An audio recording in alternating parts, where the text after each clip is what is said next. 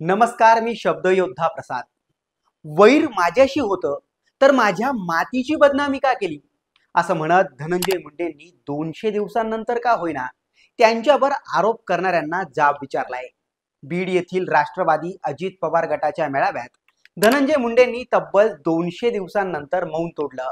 शेरोशायरीतून त्यांनी आपली खतखत तर व्यक्त केलीच, पण त्याचबरोबर आपण न बोलण्याची डबल सेंचुरी केल्याचंही त्यांनी स्वतः मान्य केलं. अर्थातच आता धनंजय मुंडे ऍक्टिव्ह झालेत, पण ते आता तरी त्यांच्याबद्दल संशयाचं वादळ उभं करणाऱ्या 3 प्रश्नांची उत्तरे देतील का? त्यांच्यावर केलेल्या आरोपांवर ते स्पष्टीकरण देतील का? असे प्रश्न आता विचारले जात आहेत. आजच्या या व्हिडिओत 200 दिवस मौन बाळगणाऱ्या मुंडेंवर कोणते 3 मोठे आरोप झालेत याचाच सविस्तर आढावा घेणार आहोत. त्यामुळे हा व्हिडिओ शेवटपर्यंत पहा आणि ऑफिशियल बापला फॉलो, लाईक आणि सबस्क्राईब करायला विसरू नका. 9 डिसेंबर 2024 हाच तो दिवस ज्या दिवशी सरपंच संतोष देशमुख यांची निर्घृण हत्या झाली. याच हत्येनंतर धनंजय मुंडे राजकीय विजनवासात गेले की काय, असे प्रश्न विचारले गेलेत. या दरम्यान माध्यमांनी दिलेल्या वृत्तानुसार धनंजय मुंडेंना बेल्स पाल्सी नावाचा गंभीर आजारही जडला, ज्यामुळे मुंडेंनी राजकीय कार्यक्रमांना थेट दांडी मारली.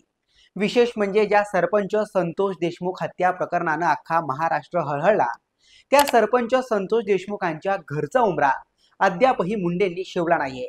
याच काळात मुंडेंच्या राजकीय विरोधकांनी त्यांच्यावर चोहोबाजूंनी आरोप केलेत. त्यात प्रामुख्याने आमदार संदीप क्षीरसागर, खासदार बजरंग सोनवणे, आमदार रोहित पवार, आमदार सुरेश धस, आमदार जितेंद्र आव्हाड, मराठा आंदोलक मनोज जरांगे पाटील आणि सामाजिक कार्यकर्त्या अंजली दमानिया यांचा समावेश होता. या सगळ्यांनी धनंजय मुंडेंवर गंभीर आरोप केलेत. त्यातला पहिला आणि सगळ्यात मोठा आरोप आमदार सुरेश धस यांनी तारखेसहित केला. आवादा एनर्जी कंपनीकडे खंडणी मागण्यासाठी जी बैठक झाली होती, ती बैठक धनंजय मुंडेंच्या सातपुडा बंगल्यावर झाली, असा खळबळजनक गौप्यस्फोट सुरेश धस यांनी केला होता. तब्बल 7 महिन्यांपूर्वी सरपंच संतोष देशमुख यांच्या हत्येच्या निषेधार्थ पुण्यात मूक मोर्चा निघाला होता. त्याच मोर्चात बोलताना सुरेश धसांनी हा आरोप केला.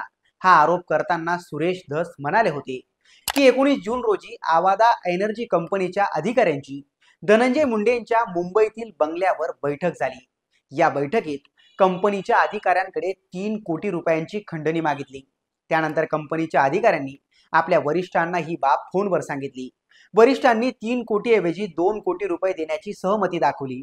त्यानंतर निवडणुकीसाठी आता लगेचच 50 लाख रुपये द्या, अशी मागणी कंपनीकडे करण्यात आली आणि कंपनीनं त्यांना 50 लाख रुपये दिले. हे पैसे तेव्हा धनंजय मुंडेंनी घेतले की वाल्मिक कराडनं, हे मला माहित नाही, पण धनंजय मुंडे यांच्या सरकारी बंगल्यावर खंडणीसाठी बैठका झाल्यात, असा गंभीर आरोप सुरेश धस यांनी केला. या आरोपांवर नंतर ना सुरेश धस काही बोलले ना धनंजय मुंडेंनी प्रत्युत्तर दिलं. धनंजय मुंडेंवर दुसरा आरोप केलाय तो सामाजिक कार्यकर्त्या अंजली दमानिया यांनी. संतोष देशमुख यांच्या मारेकऱ्यांना पोलिसांनी नाही तर धनंजय मुंडेंच्या कार्यकर्त्यांनी पकडलं, असा खळबळजनक दावा अंजली दमानिया यांनी केला होता. धनंजय मुंडेंचा कार्यकर्ता बालाजी तांदळे यानं हा दावा देशमुख कुटुंबियांकडे केला, असं त्यांनी माध्यमांना सांगितलं होतं. बालाजी तांदळेने देशमुख कुटुंबियांना सांगितलं की आरोपींना पकडण्यासाठी आमच्या 200 गाड्या फिरत होत्या. संतोष देशमुख हत्या प्रकरण आपल्यावर शेकणार हे लक्षात येताच धनंजय मुंडे यांच्या कार्यकर्त्यांनी आरोपींना शोधायला सुरुवात केली. सगळं प्रकरण वाल्मिक कराडवर शेकावे, आपल्यापर्यंत काही येऊ नये, असा धनंजय मुंडे यांचा प्रयत्न होता, असा आरोप अंजली दमानिया यांनी धनंजय मुंडेंवर केला. बालाजी तांदळे जास्त बोलला म्हणून त्याचा धनंजय मुंडेंना त्रास झाला, असाही दावा अंजली दमानिया यांनी पत्रकार परिषदेत केला होता. मात्र या आरोपांवरही धनंजय मुंडेंनी अद्याप स्पष्टीकरण दिलं नाहीये. धनंजय मुंडेंवर तिसरा मोठा आरोप मनोज जरांगे पाटलांनी केला. सरपंच संतोष देशमुख हत्या प्रकरणाची धनंजय मुंडेंना संपूर्ण माहिती होती. वाल्मिक कराड आणि त्याच्या टोळीने मागितलेली खंडणी धनंजय मुंडेंकडेच गेली होती, असा खळबळजनक गौप्यस्फोट त्यांनी केला. इतकंच काय तर मुख्यमंत्री देवेंद्र फडणवीस हे धनंजय मुंडेंना वाचवण्याचा प्रयत्न करत आहेत, असाही आरोप जरांगे पाटलांनी केला होता. या आरोपांवरही धनंजय मुंडेंनी अद्याप स्पष्टीकरण दिलं नाहीये. आता मुंडे पुन्हा एकदा ऍक्टिव्ह झाल्याचं दिसून येत आहे. आपण 200 दिवस मौन बाळगलं, असंही त्यांनी सांगितलंय. त्यामुळे मुंडे आता तरी बोलणार का? त्यांच्यावर झालेल्या या गंभीर आरोपांचं ते स्पष्टीकरण देणार का? संतोष देशमुख हत्या प्रकरणात आपला सहभागच नाहीये याबाबत ते बोलणार का हे पाहणंच महत्त्वाचं ठरणार आहे. तुर्तास तुम्हाला याबाबत काय वाटतं कमेंट करून नक्की कळवा.